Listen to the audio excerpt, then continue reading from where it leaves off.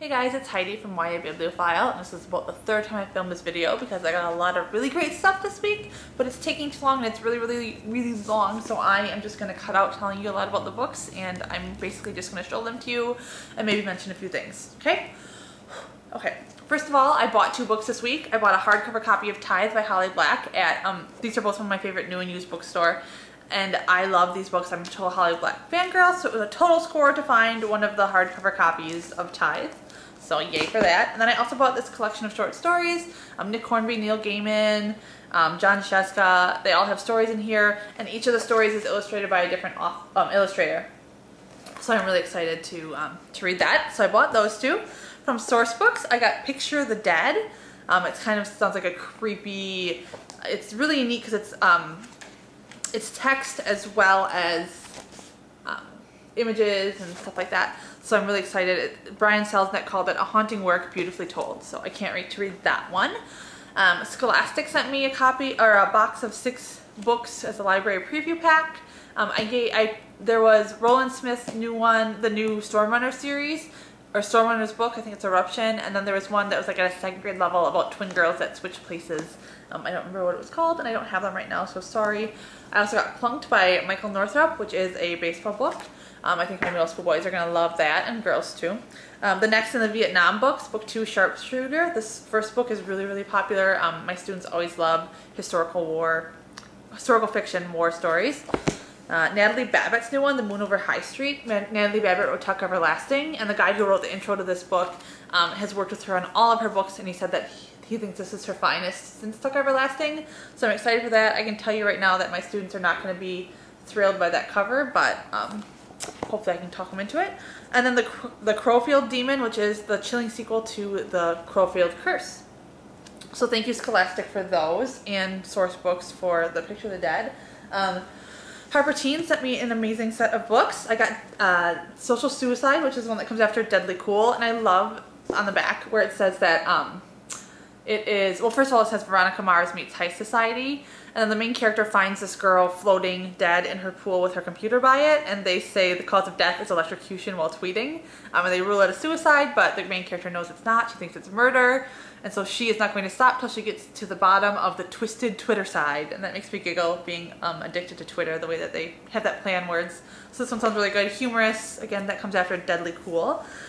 Destined, the final in the Wings quartet, I guess. April Lynn Pike. I love this set of books, and I'm super excited to see what happens. I cannot wait to read this. My middle schoolers are going to be dying that I have a copy. They love this series as well. Thumped, the conclusion to Bumped. So this is a duet. And it's Megan McCafferty who wrote the Jessica Darling books. It's a bit of a future. Some people call it dystopian, but it's not. I mean, it's the future, but it's more of a satire kind of thing. So if you really have to get that's satire, that kind of humor, kind of like Libba Bray's Beauty Queens, but I'm excited to read Thumped, Megan McCafferty. And then Hemlock by Kathleen Peacock. It's a story of a girl and her best friend. The best friend is murdered, and they think it's by a white werewolf because lupine syndrome, or the werewolf virus, is on the rise. And the girl, the main character, Mackenzie, or Mac, kind of starts digging into her best friend's murder and realizes that things weren't exactly how they appeared. Thank you so much to Harper Teen. Simon & Schuster sent me 2 different packages this week. One I got at school called Where It Began, and it's by Anne Reddish Stampler. And this is the story of a girl who was kind of a wallflower, I guess, somebody who kind of blended into the background. And then her senior year, she gives herself basically this makeover and comes back to school a totally different person, and she catches the eye of this boy, which is, they start dating, everything's wonderful and perfect, and then she wakes up on the ground outside of the wreckage of his BMW, and he's nowhere around, and she's kind of trying to piece together what happened. And as she's going through this, she's realizing that maybe there were some warning signs that things weren't exactly as great as she thought, but she just kind of ignored them. So I'm really interested. This one's her young adult debut, and I'm really excited for that. One of the things that I love most that I got this week is a finished copy of Where Things Come Back by John Corey Whaley with the Morris and Prince Award stickers on them. So how beautiful is this cover, and I mean the back, and the pages have embellishment as well. I love everything about this, the feel of the book, the size, all of it. And I love that there are, what do you call those, chapter titles? Any book that has chapter titles has already won me over. I just love chapter titles for some reason. I feel like I'm getting kind of a bonus, I guess. So Where Things Come Back. Make sure to check that book out. And then some other friends sent me some books. I got a copy of the newest John Irving, and I don't have that here to show you. I also got Dreamless, which is a follow-up to Star-Crossed by Josephine Angelini. I really loved Star-Crossed. I love the Greek history and mythology and things like that in there, and so I cannot wait to see what happens next. The first one kind of, you have to know what happens next. Like, it totally just leaves you wanting more. Also, Team Human by Sarah Reese Brennan and Justine Larbilstier. I can never say her last name. She's married to Scott Westerfeld, if that lets you know who she is.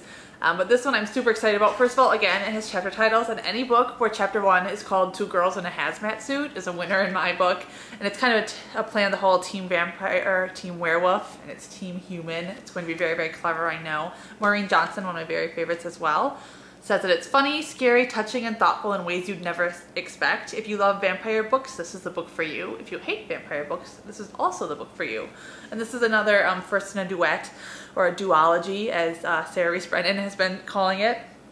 So I'm thrilled. I can't wait to read this one. It comes out in July, so there's plenty of time, but I can't wait. And the last one I got is Bells by Jen Kalanita. She wrote the Secrets of My Hollywood Life series that my middle schoolers just love. The story of Isabel, through some tragic circumstances, a social worker ends up placing her in the home of a long-lost uncle who lives on kind of the ritzier side of town, whereas, you know, Isabel's kind of from the wrong side of the tracks, so she doesn't really fit in very well. She has a cousin there, Mirabelle? Yeah, Mirabelle.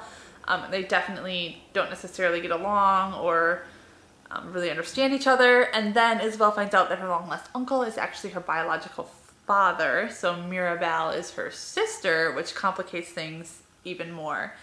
So this one sounds great to me. I love books set in the South.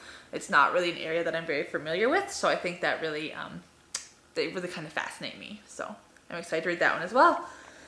And that's what I got this week. Lots of awesome things. So thank you to all the publishers and friends, bookish friends that sent me things. I really appreciate it. And I will link to all of your blogs in the comment, or not in the comments, in the blog post. And yeah, I'm going to stop there because it's already really long. I hope you guys also had a great week and that you have lots of great books to read.